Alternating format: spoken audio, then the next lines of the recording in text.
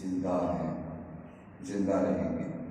اللہ رب العزت نے اپنے حبیب کو دائمی زندگی عطا فرما رکھی ہے، لیکن یاد رکھیں جیسے لوگ کہتے ہیں نا کہ ہم ایسے سمجھتے ہیں جیسے حضور اپنی 63 سالہ ظاہری حیات مبارکہ میں زندہ تھے، آج بھی ویسے ہی ہیں، ہمارا ایسا کوئی موقف نہیں ہے۔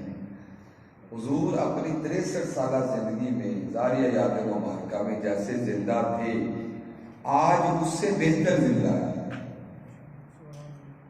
آپ اس 63 سالہ کے بعد پہلی سے زیادہ بہتر زندگی رکھتے ہیں، کیونکہ ایک عام مومن بندہ وہ تقاضوں کو پورا کر کے دنیا سے چلا جائے گا تو اللہ کا قرآن کہتا ہے کہ فَلَنُحْيِيَنَّهُ حَيَاةً طَيِّبَةً، اب ہم انسان کو پاکیزہ زندگی دیتے ہیں۔ ایک عام بندہ مومن ہو، نیک عمل کر کے دنیا سے چلا جائے، اللہ فرماتا ہم اس کو پاکیزہ زندگی دے دیتے ہیں، یعنی بعد والی زندگی پہلی زندگی سے بہتر ہوتی ہے۔ تو جو حضور صلی اللہ علیہ وسلم کو اللہ رب العزت نے اس دنیاوی زندگی گزارنے کے بعد جو زندگی دی ہے، اس کے بارے بدرجہ اولا عقیدہ یہ ہے کہ وہ زندگی پہلی زندگی سے زیادہ بہتر ہے۔ قرآن پاک پڑھیں، فرمایا وَلَقَدْ آتَيْنَا مُوسَىٰ الْكِتَابَ فَلَا تَكُنْ فِي مِرْيَةٍ مِّن لِقَائِهِ، سورہ سجدہ ہے کہ نبی پاک صلی اللہ علیہ وسلم معراج کی رات حضرت موسیٰ علیہ السلام سے ملاقات فرمائی نا، تو قبر میں کھڑے ہو کے نماز پڑھتے بھی دیکھا، تو اللہ رب العزت نے فرمایا کہ اے حبیب ہم نے موسیٰ علیہ السلام کو کتاب دی، آپ ان کی ملاقات میں شک نہ کریں، یعنی جو آپ نے ملاقات کی ہے نا حضرت موسیٰ علیہ السلام سے، اس میں کوئی کسی قسم کا شک نہ کریں، یعنی وہ حق ہے، وہ ایک سچی حقیقت ہے، وہ افسانہ نہیں ہے۔ تو حضرت موسیٰ علیہ السلام اگر حضور صلی اللہ علیہ وسلم کے دور اقدس میں زندگی رکھتے ہیں تو پھر ہمارا نبی تو وہ ہے کہ اعلیٰ حضرت فرماتے ہیں خلق سے اولیاء، اولیاء سے رسول، اور رسولوں سے اعلیٰ ہمارا نبی۔ اسی طریقے سے اللہ رب العزت نے قرآن پاک میں فرمایا وَاسْأَلْ مَنْ أَرْسَلْنَا مِنْ قَبْلِكَ مِنْ رُسُلِنَا أَجَعَلْنَا مِنْ دُونِ الرَّحْمَٰنِ آلِهَةً يُعْبَدُونَ، اللہ کا قرآن کہتا ہے تو ان سے پوچھو جو ہم نے آپ سے پہلے رسول بھیجے ہیں، کیا ہم نے رحمان کے سوا کچھ اور خدا ٹھہرائے جن کی پوجا ہو، یعنی اللہ کے سوا کوئی اور بھی ہم نے خدا بنایا؟ ایسا نہیں تھا، پہلے بھی خدا وحدہ لا شریک تھا اور آج بھی خدا وحدہ لا شریک ہے، کسی زمانے میں بھی کسی اور کی پوجا کا قطعاً کوئی حکم نہیں ہوا۔ تو حضور صلی اللہ علیہ وسلم سے جبرائیل علیہ السلام نے عرض کی تھی معراج کی رات صلی یا محمد من ارسلنا من قبلک من رسولنا، کہ جو پہلے رسول ہیں حضور آج ان سے پوچھ لیجیے۔ تو اگر حضور کی معراج کی رات باقی سارے انبیاء اور رسول زندہ ہیں تو پھر اللہ تعالیٰ نے اپنے پیارے حبیب کو بھی بہترین زندگی عطا فرمائی۔ اس طریقے سے اللہ کا قرآن کہتا ہے وَلَوْ أَنَّهُمْ إِذْ ظَلَمُوا أَنفُسَهُمْ جَاءُوكَ فَاسْتَغْفَرُوا اللَّهَ وَاسْتَغْفَرَ لَهُمُ الرَّسُولُ لَوَجَدُوا اللَّهَ تَوَّابًا رَحِيمًا، فرمایا کہ اگر تم اپنے نفسوں پہ ظلم کر بیٹھو نا، میرے حبیب کے در پہ آ کے پھر رب سے مانگنا، حضور کے ہاتھ تمہارے لیے اٹھ گئے نا تو اللہ تعالیٰ توبہ قبول کرنے والا، رحم کرنے والا پاؤ گے۔ اب سوچ یہ ہے کہ کیا یہ جو رحمت تھی یہ کیا حضور کی ظاہری 63 سالہ زندگی تک کی معلوم تھی، ہمیں نہیں ملی؟ کیا ہمارے لیے اپنے گناہ بخشوانے کا اس طریقے کا کوئی ذریعہ نہیں ہے جیسا کہ پہلو حضور کے صحابہ کے لیے متعارف کرایا گیا؟ کیا قرآن نے یہ رحمت صرف ان لوگوں کے لیے بتائی ہے یا آج ہمارے لیے بھی؟ تو اگر ہم حقیقت دیکھیں معارف القرآن میں مفتی شفیع دیوبندی ہے، وہ دوسری جلد میں لکھتا ہے کہ حضرت علی رضی اللہ تعالیٰ نے فرمایا کہ جب ہم رسول اللہ صلی اللہ علیہ وسلم کو دفن کر کے فارغ ہوئے نا، 3 دن کے بعد ایک گاؤں والا آیا اور قبر شریف کے پاس آ کر گر گیا، زاروں کتار ہوتے ہوئے کہتا ہے کہ اللہ کا قرآن کہتا ہے وَلَوْ أَنَّهُمْ إِذْ ظَلَمُوا أَنفُسَهُمْ، جانوں پہ ظلم کر لو، میرے حبیب کے در پہ آنا اور آ کے خدا سے مانگنا۔ حبیب کے ہاتھ اٹھ گئے، اللہ تمہاری توبہ قبول کرے گا. تو وہ جو نوجوان، وہ جو آیا تھا جوان، وہ جو گر گیا تھا، وہ کہنے لگا کہ میں اس لیے آپ کی خدمت میں حاضر ہوں. کہ اللہ تعالیٰ نے فرمایا میرے حبیب کے در پہ جانا، حبیب کے پاس جانا، تو میں اس لیے آیا ہوں تاکہ میرے لیے مغفرت کی آپ دعا فرما دیں. اس وقت جو لوگ حاضر تھے نا، ان کا بیان ہے، وہ کہتے ہیں کہ اس کے جواب میں روزہ سے آواز ہے، قد غفر لک، تیری بخشش ہو گئی، تیری بخشش کر دی گئی. آج بھی ہمارے لیے ایسے، آج بھی حضور ہاتھ اٹھاتے ہیں اپنی امت کے لیے، انہیں کے لیے اٹھاتے ہیں. یہ تو بعد والوں نے عقیدہ بنا لیا کہ مٹ گئے، ختم ہو گئے، یہ سلسلہ ہو گیا، وہ سلسلہ. حضور صلی اللہ علیہ وسلم کا واضح ترین فرمان ہے. نبی پاک صلی اللہ علیہ وسلم نے فرمایا ان اللہ عز وجل حرم علی الارض ان تاکل اجساد الانبیاء. ایک حدیث پاک میں یرضا کہ انبیاء، اللہ تعالیٰ نے نبیوں کا جسم کھانا مٹی پہ حرام کر دیا. اللہ کے نبی زندہ ہیں اور ان کو قبروں میں رزق بھی دیا جاتا ہے. حضور صلی اللہ علیہ وسلم نے فرمایا الانبیاء واحیاء فی قبورہم یصلون. یاد رکھنا اللہ کے نبی اپنی قبروں میں زندہ ہیں اور وہ رب کی نماز بھی پڑھتے ہیں، قبر میں نماز ادا کرتے ہیں. اس طریقے سے حضور صلی اللہ علیہ وسلم نے ارشاد فرمایا، ابو داؤد مشکاہ شریف میں حدیث موجود ہے، ما من مسلم یسلم علیہ الا رد اللہ علیہ روح حتی رد علیہ السلام. حضور نے فرمایا جب کہ میرا امتی مجھ پر درود بھیجتا ہے نا، اللہ میری روح کو واپس جسم میں لوٹاتا ہے اور پھر میں اس کے سلام کا جواب بھی دیتا ہوں. تو اگر یہ اذان کا معاملہ دیکھا جائے تو پوری دنیا میں جو اذان کا سلسلہ ہے، اس بارے میں کہتے ہیں کہ 1 منٹ بھی ایسا نہیں ہے کہ جس میں اذان نہ ہو رہی. ہمارے فجر کی اذانیں ہو کے ختم ہو گئی، کہیں نہ کہیں آگے بھی ہو رہی ہوگی، گھنٹہ گزرے گا کہیں نہ کہیں پھر بھی ہو رہی ہوگی. یعنی ہر وقت، ہر گھنٹہ، ہر منٹ، سیکنڈ میں کہیں نہ کہیں دنیا کے گوشے میں اذان ضرور ہو رہی.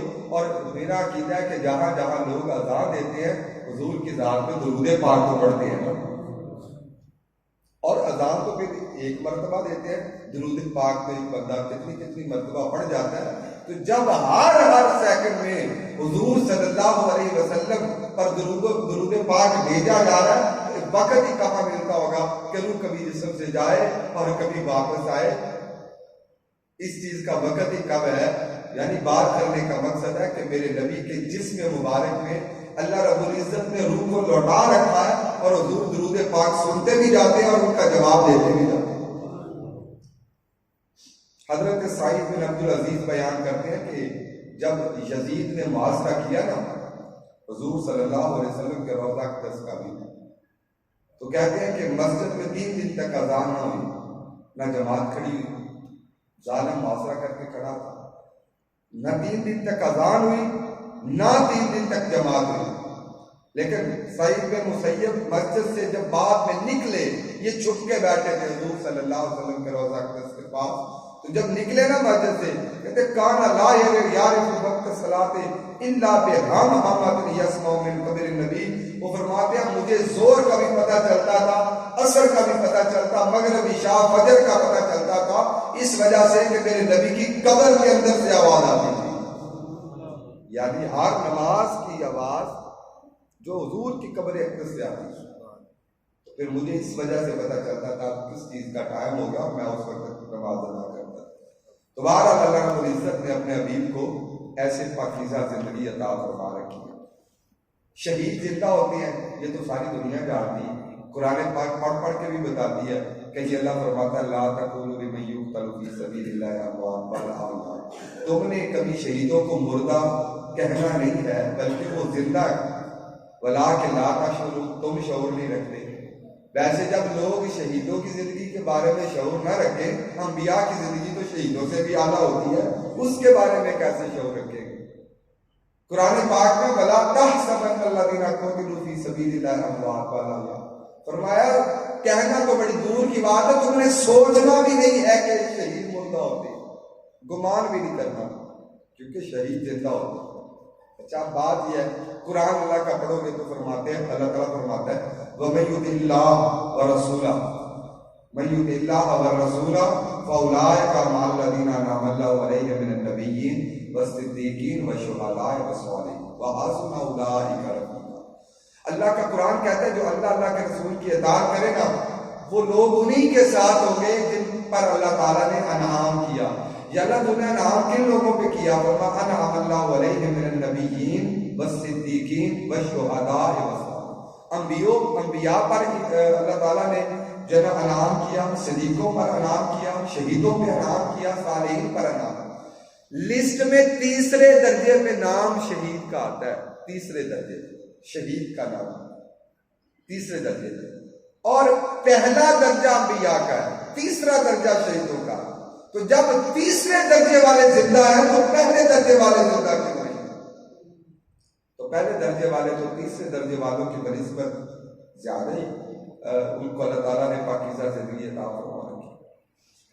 اللہ تعالیٰ فرمایا قل ان صلاتی و نسکی و محیایا و مماتی للہ رب العالمین۔ یہ کیوں شہیدوں کو یہ کیوں کہا گیا کہ یہ زندہ ہوتے ہیں؟ ان کی زندگی کی وجہ کیا؟ کیونکہ ان کی جو موت ہوئی ہے نا وہ راہ خدا میں ہوئی، اللہ تعالیٰ کی ذات کے لیے ہوئی، الہ کلمات اللہ کے لیے ہوئی ہے۔ وہ انہوں نے اپنی جان اپنے مالک کی رضا کے لیے دی ہے۔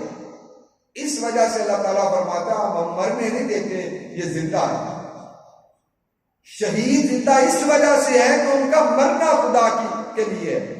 لیکن انبیاء کے بارے میں اللہ قرآن پاک میں فرماتا ہے قل حبیب فرما دو ان صلاتی و نسکی، ہماری نماز، ہماری قربانیاں، محیایا و مماتی، ہماری زندگی بھی ہماری موت بھی للہ رب العالمین، اللہ کے لیے جو تمام جہانوں کا پالنے والا ہے، جس کی صرف موت خدا کے لیے ہو۔